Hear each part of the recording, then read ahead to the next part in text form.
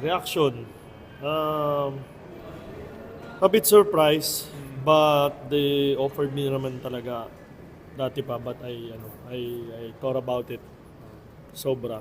And finally, I said yes last week. So, yun, excited at the same time.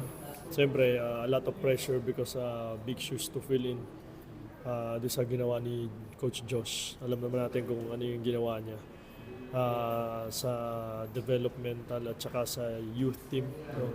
Kapag dalawang World Cup siya o tatlo yata, o tatlong World Cup, dalawa siya. So it's really big shoes to fill in. No? But looking forward to to be head coach. Excited to be kung ano yung mangyayari, di ba? But I think the bottom line for me is I'm not thinking about right away about winning or getting into getting into the position that we want to. But I think the bottom line is to really to develop a lot of younger players and future Gilas Pilipinas men's players. No, so it's very crucial now because most likely the system that I'm gonna run is the same system that we run in the men's team to have that transition lang. No, so yun lang yung First order of business mo, papainsayo. first order of business. Next year pa, matagal pa eh. Next year pa. August pa. So I'll play pa maglalaro pa ako sa PBA kasi once a year lang naman yung liga. Pero by that time na papainsayo ka, i-decide ka na ba sa career mo? We'll see. I'll see.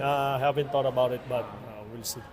Kuya Ali, thoughts mo lang dun sa medyo big special victory kasi itong sa program itong sa New Zealand. Having seen yung mga dating games ng Gilas sa New Zealand. Your thoughts lang din from looking from It's the side. it's a big game talaga for us knowing that we haven't beaten New Zealand for the longest time. I think di pa yata talaga.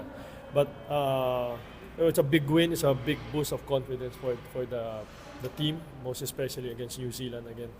There's a lot of good things happening with this core group, beating Latvia in the OKT and now beating New Zealand for the first time. So the future of the Philippine basketball has really malaking chance talaga.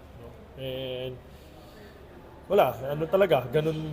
I mean, yung mga ganitong klaseng games, ito yung mas nakakapag-boost ng confidence sa mga players and of course at sa team. And dun sa sistema, mas nagbabuy-in sila.